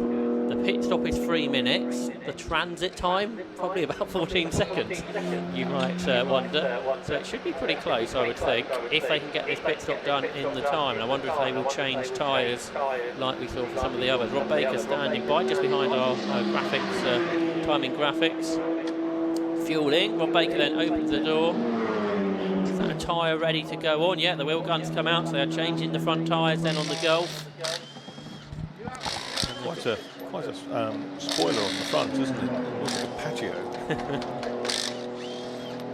Plastic flamingo on it, to have a party around it when you get home. So, tyre off. See, their treaded tyres are used in this championship. Looks in pretty good condition, doesn't it, after an hour? And the wheel is not quite sitting as the mechanic would like it to, but I think it's okay now. They've got 5 wheel nuts to go on. Where is Will Stacey? Then in the Lotus. Let's see if we can pick him up around the track and how close this is going to be when they come out. Stacey's last lap was a 2:04.3, so pretty quick. Still tyre change going on in the pit lane. Class B leaders, by the way, about to come across the line. That gap is probably similar to what it was. We've had a car off. That's Papirias in that Class C Honda. And a 5-second penalty for Scott Parkin. The championship leader is getting a 5-second penalty for exceeding track limits. Here's Stacey in Coram. And tyre change is still going on. So I think Stacey, as we would expect, should reclaim the lead. So here he comes out of the final corner. He's about to put a lap on Colin Gillespie, who's 6th. So there's the penalty board going out for the Class B man, Scott Parkin. But Will Stacey there takes the lead of the race. Retakes the lead after 37 laps. So therefore for Rob Baker. And this tyre change, that wheel that was not going on, is not going on still. So this is a real drama then for the Area Motorsport team. The wheel will not go on. Here it is. We've got a view of it now, Marcus. They get in the, now perhaps it's working. No, it's still not seating still not right. sitting properly on the lugs.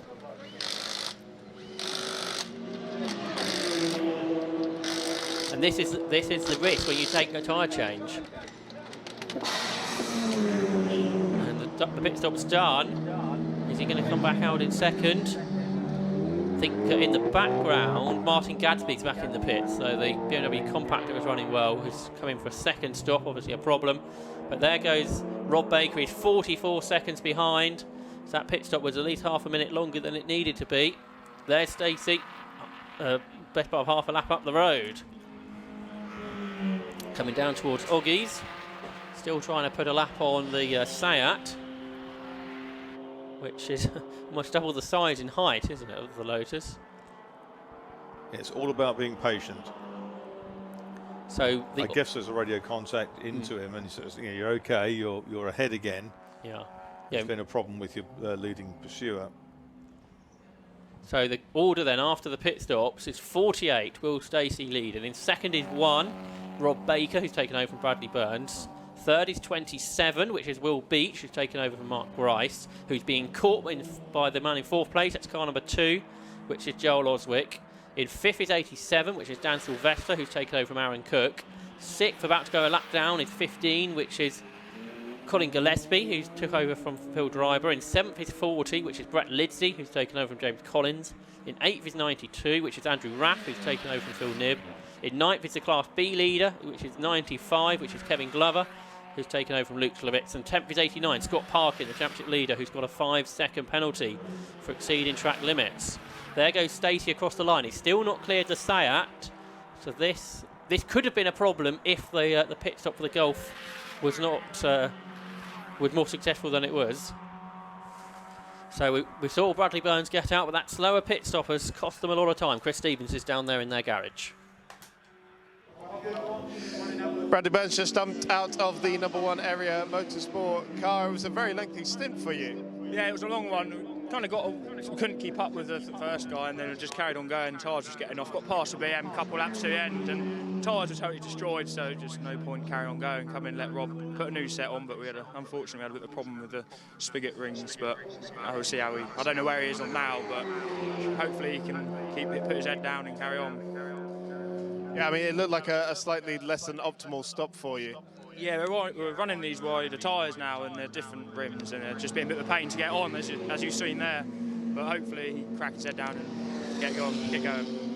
Obviously, this car's had an awful lot of work done to it since it pretty much debuted at the beginning of the season. But you're a newer element to it. So how have you fit into the team? Yeah, it's been all right. We did a couple test days, and then we went to Spa, but unfortunately had a problem with the engine, so we couldn't race. And then just come straight here. We did a first day test and got used to the car now, and it's all good. The car's all dialed in, no problems at all, so it's good fun to drive. You think Rob can maybe put a bit of pressure on Will towards the end of this race?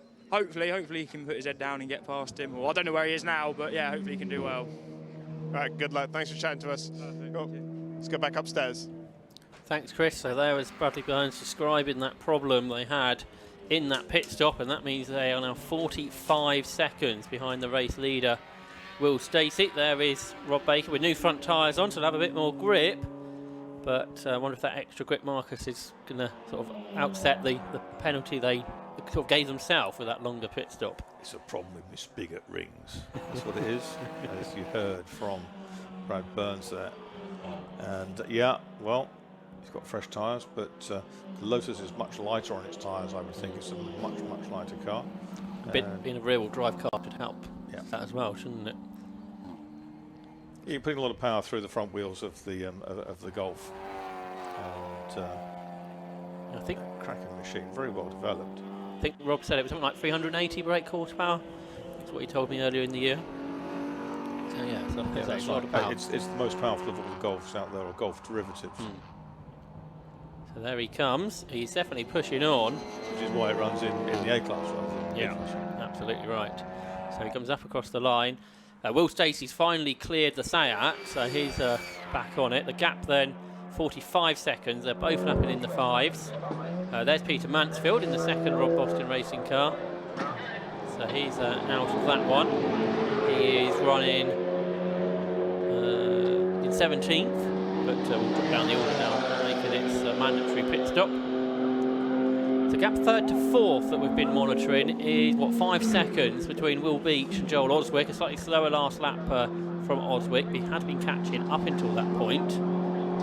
Yes, he's about 5 seconds down. So going to trip over traffic from time to time, or not be able to sort of have a clean exit from a series of corners. 10-second penalty for car 20, so that's more track limits. It had 5s, we had 10 onto that to make a 15-second penalty for car 20, so that's Vitos Peperias. If he gets another track limit, I think that'd be a drive-through penalty. He is running in 22nd and 4th in Class C. There's been a change of second in that class, though, since we last looked, because Rob Fenwick has got the Ginetta ahead of Thomas Stedman in the Mazda MX-5, so change for second in Class C recently.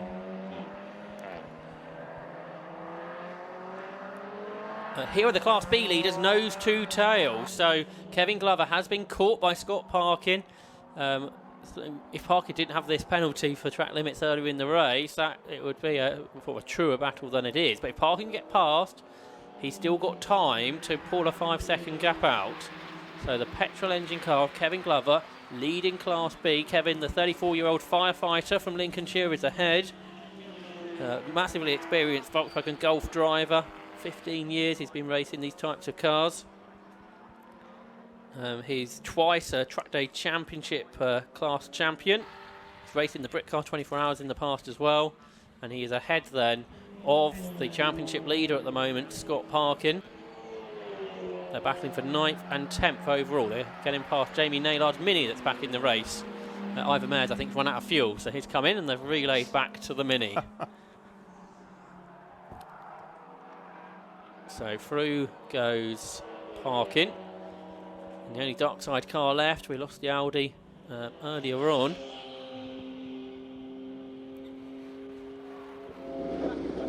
There is Peter Mansfield's Lotus, refueled, ready to go again. For the last half hour. Counting down.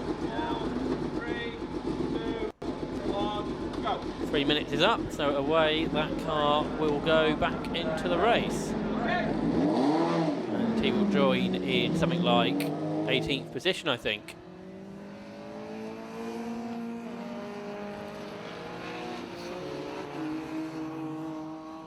So, Class B battle very much up for grabs. 3rd position overall up for grabs too.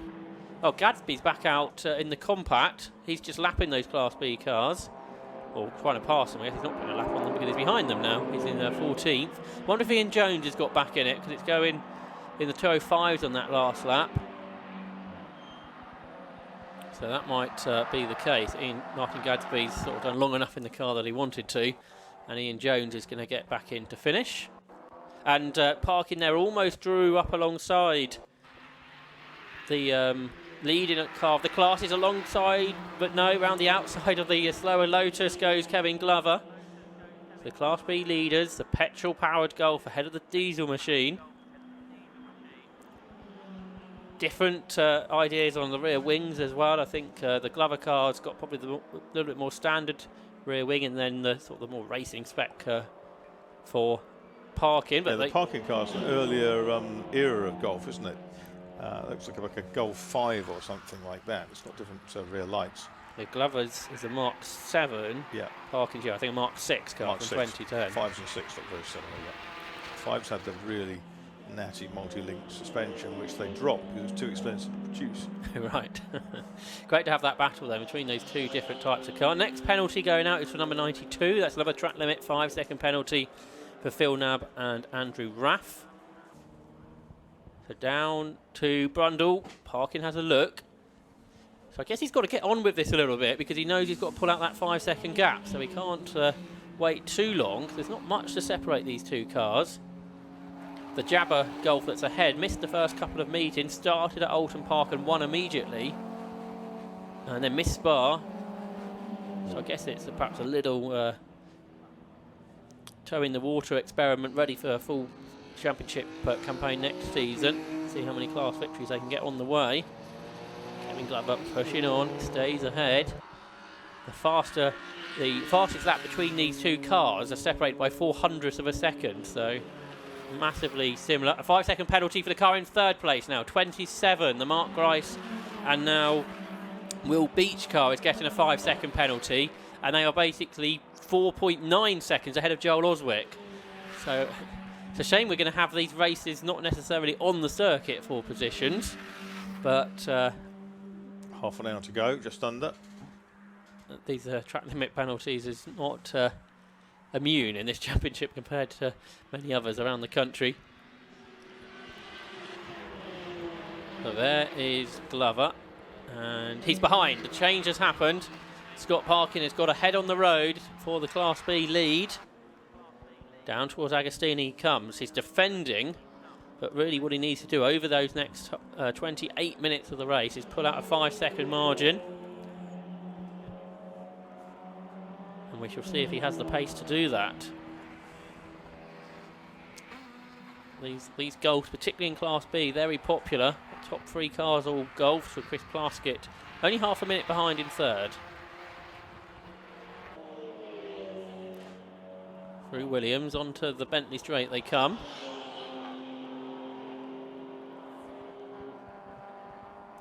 In the tow is Glover. Wonder with that lower rear spoiler, whether that's a little bit more effective through the air. It didn't really make too much progress. I guess the petrol and diesel power bands will be a bit different as well. Yeah, the diesel much lower revving, but more torque. The wings don't work very well. Even the standard wing works quite well on the back of a Golf, because you can see how much dirt accrues on the rear screen, where that area of low pressure is behind the high pressure over it, which sucks the low pressure up from underneath. They're going to come through to complete their 41st lap of the race. The leader has done 42 in Class A. Well, it's about to do 43 because that's Stacey behind them. Irrespective of the penalty for the Grice and Beach car, Oswick has got a little bit closer. He's within about 3 or 4 seconds there. Yeah, that's right. So we may well get a battle on the road there. And Oswick's, I think, is on a warning, isn't he? So if he exceeds track limits again, they'll both be on the same penalty. It's 4.28 seconds between them at 42 laps. Yeah, that's right. And then that Class B lead gap on the road is 0.6 of a second. So Parkin now going to try and pull clear. Well, Stacey has done 43 laps.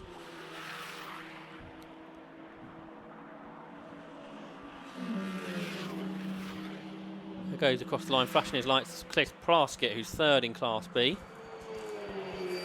The 32-year-old car dealer from Surrey. There's our Class C leader. So that's Johnny Hayes, the 54-year-old from Shrewsbury. 5 years of racing experience. Finished second in the Class C Championship last year.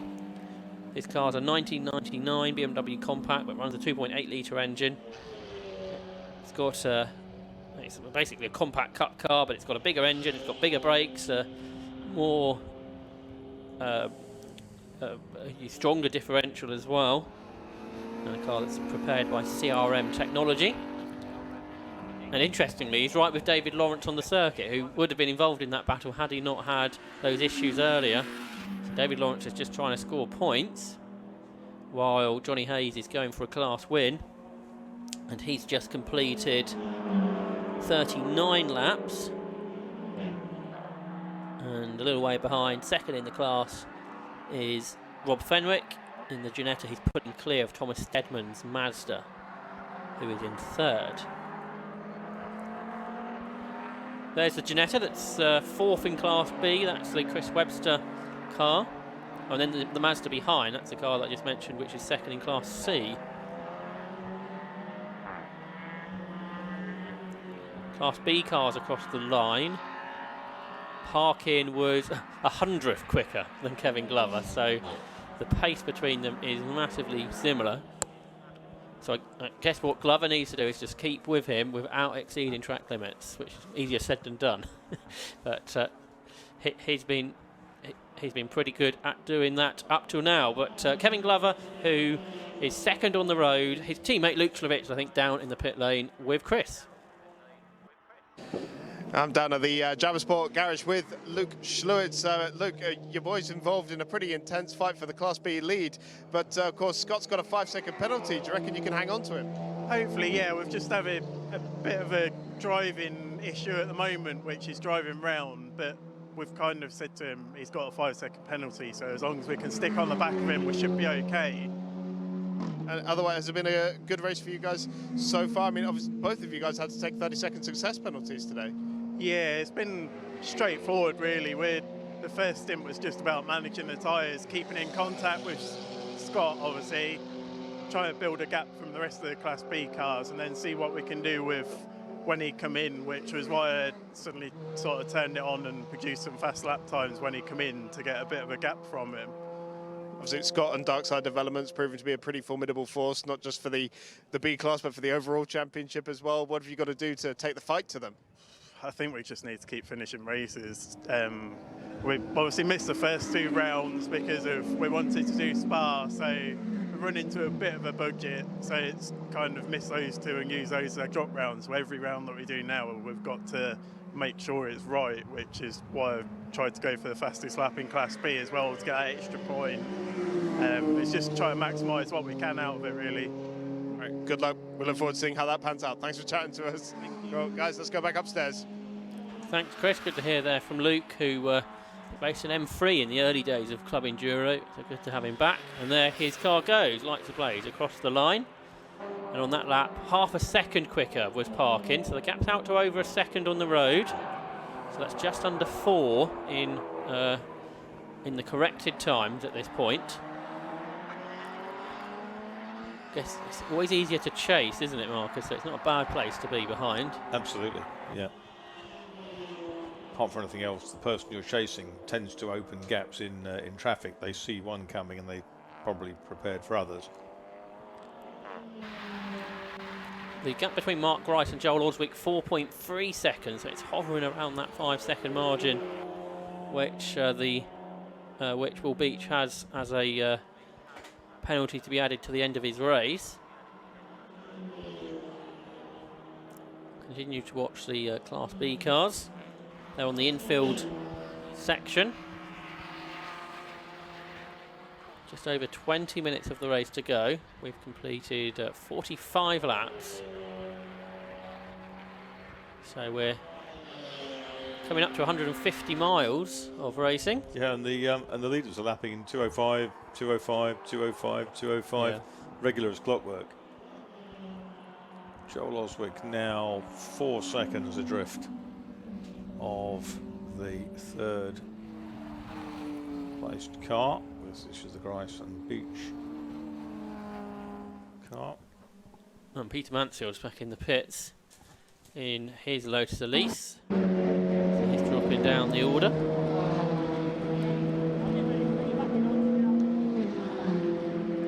And see if he goes back out or whether that car's new. I think he's going to go back out, isn't he? And hopefully he'll be able to get to the checkered flag. Well, Stacey, his teammate, goes across the line to complete 46 laps. He's in the 4s that time, so a little bit quicker than he had been doing. Perhaps because he didn't have traffic go that bit quicker. In the battle for third, Joel Oswick is getting a 5-second penalty for exceeding track limits, so it's no longer important enough to keep within that 5 seconds to Will Beach. He's got to get past him on the road. And we saw that Osbeck had that warning flag earlier. So both of those cars subject to that 5-second track limit penalty. It's a lot of laps to do, isn't it, without running wide that many times. So that it'll be interesting if Joel Osbeck can pick his pace up now, because he's been hovering around 4 seconds. Whether he can pick the pace up and actually catch him on the road. There's Alan James, who's 11th.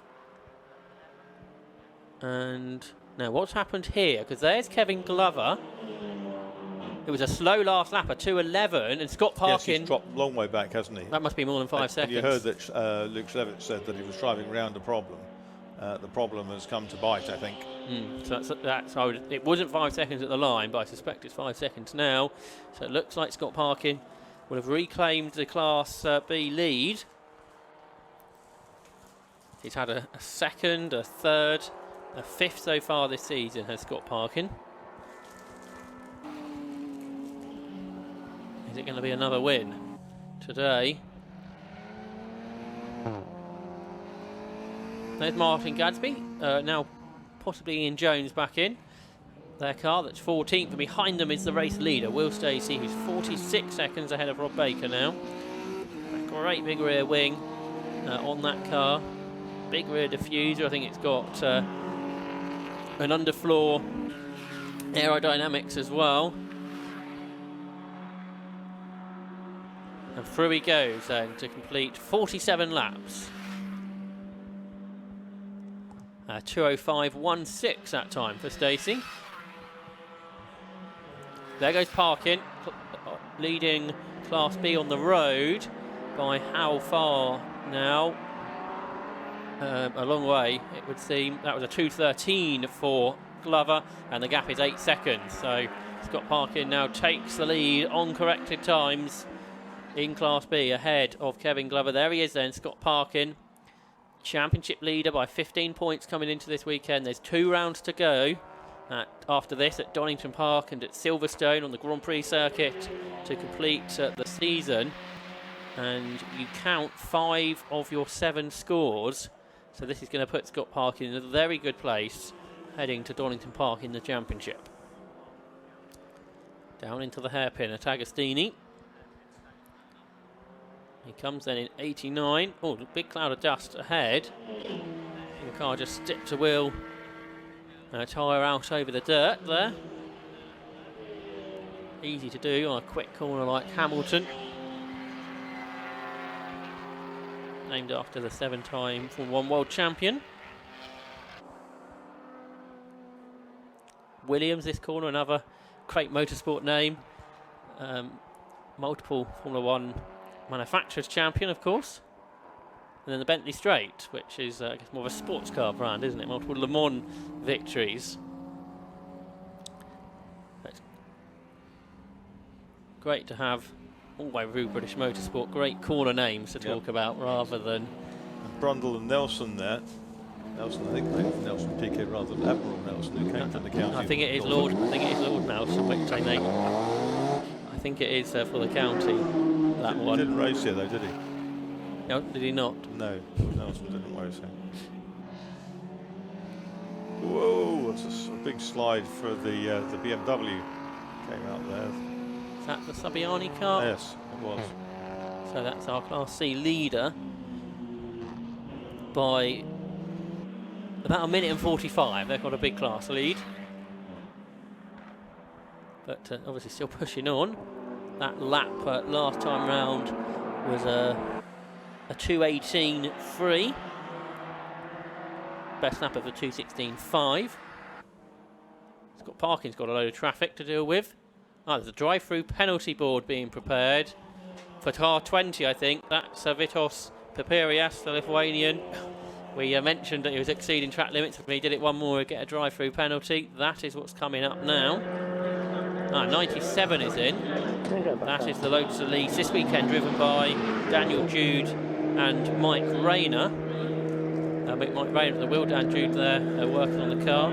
This car was driven earlier in the season by Magdalena King and Amy Riley, a couple of female racers. But this weekend it's Mike Rayner that's having a go. There's Parkin, our Class B leader, by 7.7 seconds now. So Glover's picked his pace back up, back on par with Parkin's. I wonder if it was a mistake, perhaps due to that problem, which is difficult to drive around. Joel Oswick's catching Mark Grice, isn't he, for third? So now that since he's had that penalty, he has picked his pace up. He was a second quicker than Mark Grice on the last lap. The gap was 1.6 seconds. So that is a battle to try and pick up on for third position. 27, which is Will Beach at the wheel now, and 2, Joel Oswick. A battle on the road for a podium here. And they are working lap 49 of the race. We're watching on our screens Scott Parkin, Class B leader. He's been caught on the road by Alan James for 9th place overall. Yep, and we've now got the leader on to his 50th lap, Will Stacey. 2:09 last time for the leader. Extremely cautious in traffic. There you can see the black flag, the drive-through penalty board going out.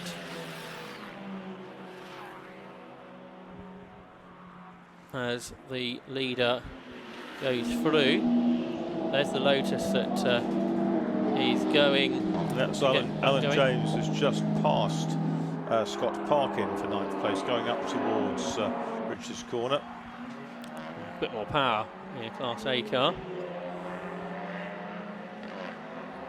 Gap between Parkin and Glover has come down by 4 tenths on that lap, so it's now 6.4 seconds. So Glover could well still grab the Class B win yet. Right, coming up to Murray's, the final corner is that battle for third place. Will Beach in the Seat. Has he been caught by Joel Oswick any more on this lap? About the same, I would think. So up across the line, the battle for third and fourth in the race. The Seat of Will Beach is now just over a second ahead of Joel Oswick, who turns into Ritchie's, the first corner. Yeah, Oswick brakes at exactly the same point as the lighter car ahead of him. On the opposite side of the circuit. 1.04 between them. On the opposite side of the circuit, Scott Parkin continues on. But with this lead, which on corrected times is just 2 seconds over Kevin Glover. So the battle for third place is at Agostini, is it? No, just coming down towards Agostini now, turn 4. Just gone out of shot, just past, as the Seat and the BMW. Just behind them on the road, the Mini of Jamie Naylard. But yeah, Oswick's a bit closer now. So if they go through, there he is on the screen now, 27. That's Will Beach, who's in third position in the Capture Motorsport Seat, the Class A Championship leaders. They've had a first, a second and a fifth as their best results this year. But just behind is Joel Oswick in the German Autoworks BMW. Another slow lap for Stacey, 2:10. And there's smoke coming from the leading car, so is this the head gasket problem for Will Stacey? He's done, an hour and 48 minutes, he's done 150 miles, but the Lotus may not be going for much longer. So we've got that ongoing, we've got the battle between Will Stacey to look out for. 12 minutes to go. Yep, can it keep going for that long? Can he limp it home at this speed? Because he leads by 37 seconds. He's been caught by 5 seconds a lap at the moment. So we've got a real endurance chase going on. There's 6 laps in this race. Yeah, will the car last that long? I don't think it will. It's done a 10-second penalty now for 92, by the way. So that's Phil Nibb and Andrew Raff. So that adds to their 5 from earlier for the track limits. You can't even risk getting past the little Janetta. And now it's a puff smoke in his face. Battle for third into the turn 1. Joel Oswick's going around the outside of Will Beach. They're almost side by side, but the Seat stayed ahead. So through the first corner they go. The gap across the line was 3 tenths of a second. Here they come down towards the hairpin. Oswick's on the grass. He's back on the road again, trying to get past the Seat ahead of him then, of Joel Oswick. The race has come alive, hasn't it, with less than 15 minutes to go. Out of the hairpin they come. Joel Oswick, I think, has a little bit more power than the Seat, and he draws up alongside. He can't quite get there. So Beach turns through the corner ahead in this Williams Motor Company backed Seat. Joel Oswick behind then. Joel, who's had a second and a third this season, to the outside into the hairpin, Marcus. Yeah, looking for the cutback out of Agostini. There he goes. There are a couple of cars ahead of him. One of the red Honda. He's gone past. That's the Honda of the Lithuanian team. Labas Rytas Lietuva. There's huge smoke coming from Stacey's car now. That's really bad now. That's El Finito. He's opened a door, I think, to get some air in. Is it coming from the front? Well, the front corner seems to be smoking as well. So maybe it's more than one problem. And he's coming into the pits. And yeah, that's a massive problem. It's the rads, I guess, struggling as well as the head gasket. Yeah, assuming that is the Well, issue. it probably is. That's been the recurrent drama, hasn't it? And there, I think we shall shoot across the line. Bradley Burns takes the lead in the Area Motorsport, or Rob Baker now takes the lead in the car that he shares with Bradley Burns. The Area Motorsport Volkswagen Golf leads, I think, for the first time in Club Enduro in the final stages of the race. Can they get the car home over the next 5 laps? 5 laps to go. Oh, as Beach goes wide, Oswick's a bit further behind, so has Joel Oswick got a problem now as well? If we stay with this shot, where's the BMW gone? It's not coming through. Is Joel Oswick for the pit lane as well? I think he might be. So we've had 2 of the potential podium finishers both have issues at the same point of the race. So there in the pit lane is the Lotus with a problem. The car steaming well from that part of the car, Marcus. So I think that's it. Is that the head gasket gone, do we think? Quite probably. But where is Joel There's Oswick. No, so he's limping across the line massively slowly. He's in limbo, isn't he? Looks that So way. they're trying to do the last, there's 8 minutes to go. It happened at this point at Anglesey as well. It went at this speed and then the car stopped. So they thought they could make it a bit more reliable with less power, but it's exactly the same thing's happened. Mark Grice is getting a 10-second penalty. It's all going on, isn't it? Ian Jones and Martin Gadsby for the pit lane, yeah. If it was a 1 hour 45 minute race, none of this would have happened. But 2 hours, it seems like, for a few cars, a few minutes too long. So yeah, Grice and Beach are getting a further 10-second penalty, so that'll make it 15. They're far enough though ahead of Oswick, who's limping, and Dan Sylvester and Aaron Cook for the podium, possibly in the Audi. Oh, it's Janetto's way off. Now, is this possibly on the fluid from the Lotus? It may well be, because the fluid won't be just water. It'll have some kind of coolant in it as well. So that was Rob Fenwick off. Oh, pretty broken, the front right corner on the BMW, the Jones and Gadsby car. They kicked the wheel and it moved a lot further than it should do. So I think that's the front right corner gone on that car. Can't get it. Mechanics on it again just to demonstrate that it definitely is broken. So the leader is now number 1. Oh, we've got a black flag for 20. Now is that the next track limit for Papirios, and he's going to be called in and have a word with the clerk of the course, I think. So right, we've got 7 minutes to go. The leader is 1, which is Rob Baker. Second is 27, Mark Grice. Is number 2 still going in 3rd place? Because that was slow across the line last time for Joel Oswick. 4th is 87, which is Dan Sylvester. 5th is 40, Brett Lidsey. In 6th is 15, Colin Gillespie. 7th is 92, Phil Knibb. And then Alan James, I think, will be up to 8th. There is the leader then, Rob Baker, the 3-time champion.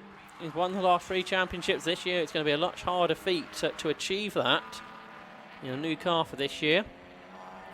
The Class B leaders are 5.7 seconds apart. Scott Parkin to Kevin Glover. Remember, Scott Parkin has a 5-second penalty.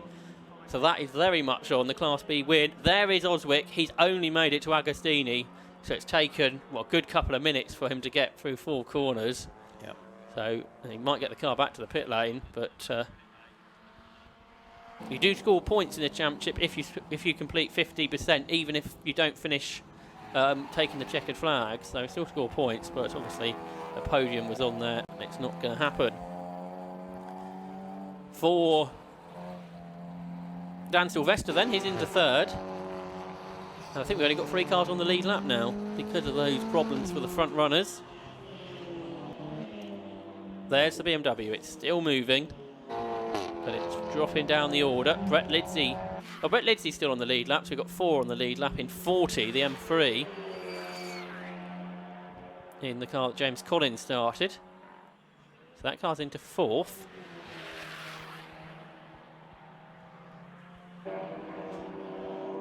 So the order now quite different to what it was in the first half of the race with those problems, Marcus. Certainly the order behind. I mean, the Baker and Burns area motorsport golf is now, what, 5 minutes from the checkered flag. We'll put the hex on it, but it seems to be going very well. Class B lead gap went up by 6 tenths on that lap. It's 6.3 seconds now, with something like 3 laps to go. So that's, I think, where any on-the-road dramas could come. We've obviously had the mechanical dramas. They may not be the last ones. And Will Stacey, out of the car, is down in the pit lane, I think, with Chris Stevens.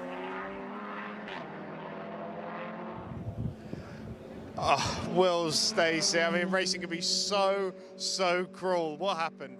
I think earlier on we had a head gasket go about midway, so I saw the temperature shoot up, and then sometime previously it's run for ages with the head gasket gone, it was going on all right, and then I think a few laps before we stopped had coolant all over the tyres, and then from that point I think the engine went because we had oil coming out, and it got to a point it just died in the end. Crawled back to the pits really. I mean, it was an absolute masterclass up until that point. Good 46 seconds clear. You know, this is, yeah, it must be a really hard one to swallow.